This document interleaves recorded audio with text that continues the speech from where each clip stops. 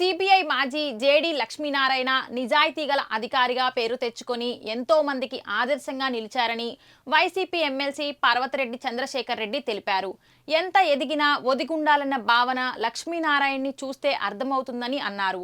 నెల్లూరులో ఓ private college వార్షికోత్సవంలో పాల్గొన్న వివి లక్ష్మీనారాయణ ప్రతి ఒక్కరూ వారి వారి వృత్తుల్లో దేశానికి సేవ చేస్తూ ప్రజలందరికీ స్ఫూర్తినిస్తారని తెలిపారు.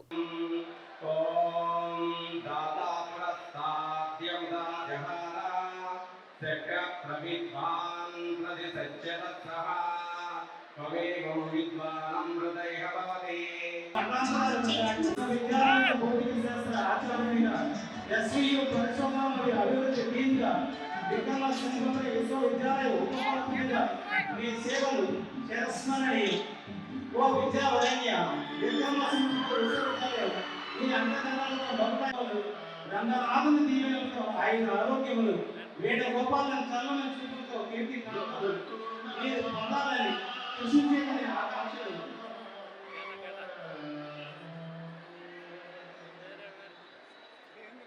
కర్తవ్య నిర్వహణని శిరోధార్యంగా భావించి దేశాభివృద్ధి ఆశయంగా తలచినావు.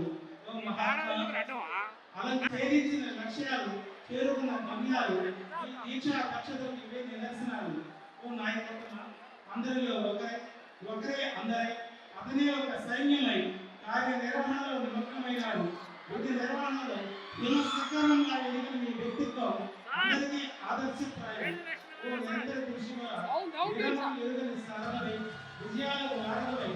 ఈరోజు కృష్ణ చైతన్య కాలేజెస్కి సంబంధించిన యానివర్సరీస్కి సిబిఐ మాజీ జాయింట్ డైరెక్టర్ లక్ష్మీనారాయణ గారు ముఖ్య అతిథిగా రావడం చాలా సంతోషంగా ఉంది. నేను చాలా సంవత్సరాల నుంచి కూడా పిల్లలకు మోటివేషనల్ క్లిప్పింగ్స్ కోసం లక్ష్మీనారాయణ గారి డిఫరెంట్ స్పీచెస్ని, ఆ మోటివేషనల్ స్పీచెస్ని పిల్లలకి వినిపించేవాడిని. చాలా ఎమోషనల్గా కూడా స్టూడెంట్స్ ఫీల్ అయ్యేవాళ్ళు. మరి ఈరోజు ఫిజికల్గా ఆయన నేరుగా తీసుకొని వచ్చి పిల్లలతో ఇంటరాక్ట్ చేయించడం అన్నది చాలా సంతోషంగా ఉంది. అలానే మరో అతిథి వైస్ ఛాన్సలర్ గారు కూడా రావడం, ఆయన కూడా స్టూడెంట్స్తో ఇంటరాక్ట్ కావడం, స్టూడెంట్స్ అడిగిన వాటికి వారు సమాధానం చెప్తున్న తీరు కానీ ఇద్దరు కూడా అంటే ప్రధానంగా లక్ష్మీనారాయణ గారు అయితే భారతదేశంలోనే మనమందరం కూడా గర్వించదగినటువంటి ఒక హానెస్ట్ ఆఫీసర్, ఒక మంచి ఫిలాసఫర్, ఒక మంచి మోటివేటర్, ఒక మంచి ఇన్స్పిరేషనల్ పర్సన్. ఆయన ఎంత సీనియారిటీ ఉన్నా కూడా పిల్లల కోసం సమాజాన్ని కొంత అభివృద్ధి చేయాలనే ఉద్దేశంతో చాలా కాలం ముందే వాలంటీర్ రిటైర్మెంట్ తీసుకొని సొసైటీలో ఇలా స్టూడెంట్స్ని కొంత మోటివేట్ చేయడానికి ఆయన వస్తూ ఉండడం, ఆయన ఈరోజు నేరుగా ఈ కార్యక్రమానికి రావడం కానీ తప్పకుండా వారందరూ కూడా ఎదిగే కొంది ఒదిగి ఉండాలి అనే ఆలోచన వాళ్ళలో కనపడతా ఉంది. మరి పిల్లలందరూ కూడా అదేవిధంగా ఫీల్ అయినారు. మరి వారికి ప్రత్యేకంగా ధన్యవాదాలు తెలియజేస్తూ విద్యార్థులందరికీ కూడా ఒక మంచి భవిష్యత్తు ఉండాలని వారు ఆశీర్వదించడం, తప్పకుండా పిల్లలు అలా డెవలప్ అవుతారని కూడా మనస్ఫూర్తిగా ఆశిస్తా ఉన్నాను. ఈరోజు నెల్లూరు నగరంలో అనేక సంవత్సరాల నుంచి విద్యార్థుల భవిష్యత్తు కోసం, వాళ్ళ భవిష్యత్తు బాగుండాలనే ఉద్దేశంతో కృష్ణారెడ్డి గారు, చంద్రశేఖర్ రెడ్డి గారు, వారిద్దరు టీచర్స్, వీళ్ళిద్దరూ కలిసి కృష్ణ చైతన్య ఇన్స్టిట్యూషన్ పెట్టడం, అవి 150 మంది విద్యార్థులతో ప్రారంభించిన వారి ప్రహసనం, వారి యాత్ర ఈరోజు సుమారుగా 17,000 మంది విద్యార్థులు ఇక్కడి నుంచి విద్యను అభ్యసిస్తున్నారంటే వారిని అభినందించాలి. ఎందుకంటే చాలామంది వాళ్ళ దగ్గర డబ్బులుంటే రియల్ ఎస్టేట్ అనో లేకుంటే మిగతావనో చేస్తుంటారు, కానీ దార్శనికులు ఎప్పుడు కూడా విద్యలో ఇన్వెస్ట్ చేస్తారు.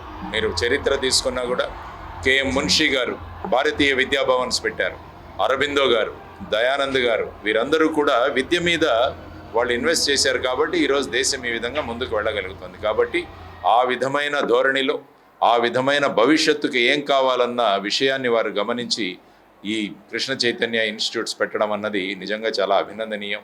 తర్వాత వారు కూడా అంకిత భావంతో విద్యార్థుల భవిష్యత్తు కోసం మారుతున్న సమాజం, మారుతున్న టెక్నాలజీ, కొత్త కొత్త విషయాలు ఏ విధంగా ఈ విద్యార్థుల యొక్క కరికులంలో పెట్టాలన్నది కూడా వాళ్ళు మాట్లాడుతున్నప్పుడు నాకు తెలిసిన ఒక గొప్ప విషయం. తర్వాత వారు కేవలం విద్య గురించే కాకుండా సమాజ సేవలో కూడా వారు ముందున్నారు. ముఖ్యంగా చంద్రశేఖర్ రెడ్డి గారు రెడ్ క్రాస్ అధ్యక్షులుగా తలసీమియా అన్న ఒక మహమ్మారిని ఎలా ఇక్కడి నుంచి దాన్ని దూరం చేయాలన్న ఉద్దేశంతో వారు చేస్తున్న సేవలు కూడా అమోఘం. కాబట్టి అటువంటి వ్యక్తి యొక్క నేతృత్వంలో మన విద్యా వ్యవస్థ, ఎందుకంటే వారు ఎమ్మెల్సీగా ఉన్నారు కాబట్టి విద్యా వ్యవస్థలో కూడా మార్పులు తీసుకొస్తూ ఎప్పుడో చదువుకుంటున్న విద్య ప్రస్తుత విద్యకు ఏ విధంగా మనం అనుసంధానం చేయాలని కూడా వారు చేస్తారు. ముఖ్యంగా నేను శ్రీ రాణా గారిని కూడా అభినందించాలి. ఎందుకంటే విదేశాల్లో చదువుకొని సాధారణంగా విదేశాల్లో చదువుకున్న విద్యార్థులు అక్కడే సెటిల్ అయిపోదామని అనుకుంటారు, కానీ నాకు I have a moral duty. నేను ఎక్కడైతే చదివానో అక్కడ వెళ్ళి మళ్ళా నేను సేవ చేయాలన్న ఉద్దేశంలో వారు వచ్చి వారి తండ్రి యొక్క అడుగుజాడల్లో వారి కళాశాలల యొక్క నేతృత్వం చేపట్టడం అన్నది చాలా ముఖ్యం. ఎందుకంటే విదేశాల్లో వెళ్ళి అక్కడ పరిస్థితులు చూసి వచ్చారు. ప్రస్తుతం సమాజంలో జరుగుతున్న మార్పుల గురించి కూడా అవగాహన ఉంది.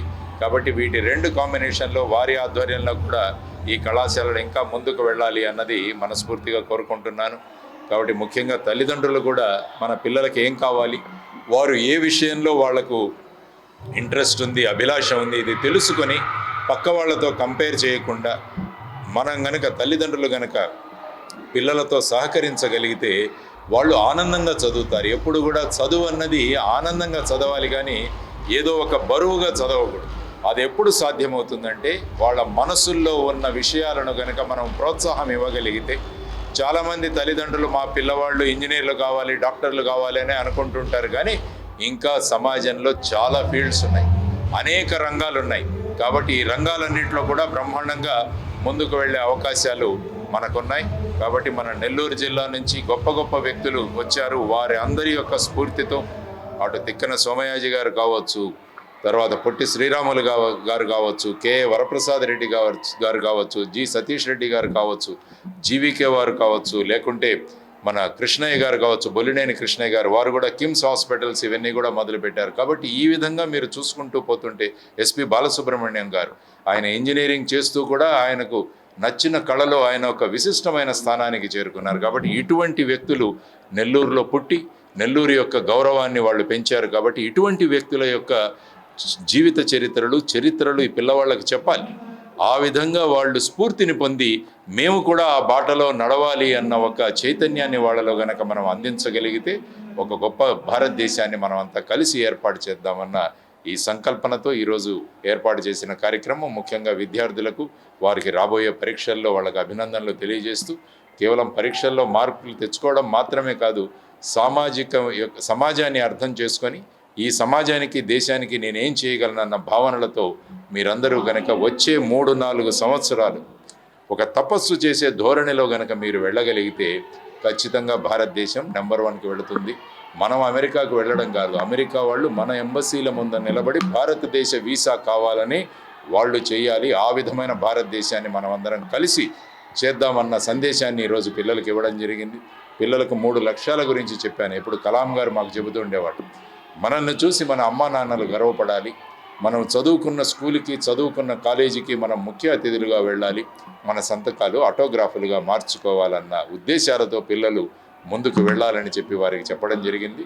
ఖచ్చితంగా ఆ దిశగా ఇక్కడి పిల్లలు ముఖ్యంగా కృష్ణ చైతన్యలో ఉన్న పిల్లలు ఆ విధమైన బాటలో నడుస్తున్నారు. ఇంకా ఆ విధంగా ముందుకు దూసుకు వెళతారని నేను కోరుకుంటూ మరి ఒకసారి చంద్రశేఖర్ రెడ్డి గారికి, కృష్ణారెడ్డి గారికి, రాణా గారికి, తర్వాత ఈ కృష్ణ చైతన్య ఇన్స్టిట్యూట్స్లో పనిచేస్తున్న డీన్స్, తర్వాత ప్రిన్సిపల్స్, తర్వాత లెక్చరర్స్, స్టాఫ్ వీరందరికీ కూడా అభినందనలు తెలియజేస్తూ భారతదేశ నిర్మాణాన్ని ఇంకా బలోపేతం చేద్దామని వారందరికీ కూడా మనవి చేస్తున్నాను. నమస్కారం. ఎవరి భవిష్యత్ ఆచరణ? నా భవిష్యత్తు సమాజంతో ముడిపడి ఉంటుంది. విద్యార్థులను చైతన్యవంతులుగా చేయడం అది నాకు ఒక పెద్ద టార్గెట్. కాబట్టి రాబోయే కాలంలో ఇంకా పెద్ద పెట్టున విద్యార్థులను రాబోయే టెక్నాలజీని ఎలా ఉపయోగించుకోవాలి, మనం సమాజానికి ఎలా ఉపయోగపడాలన్న భావనలతో ముందుకు వెళతాను. ఆ విధంగా చేసే సంకల్పనతో నా ఫ్యూచర్ ప్లాన్స్ ఆ విధంగా ఉంటాయి. Thank you.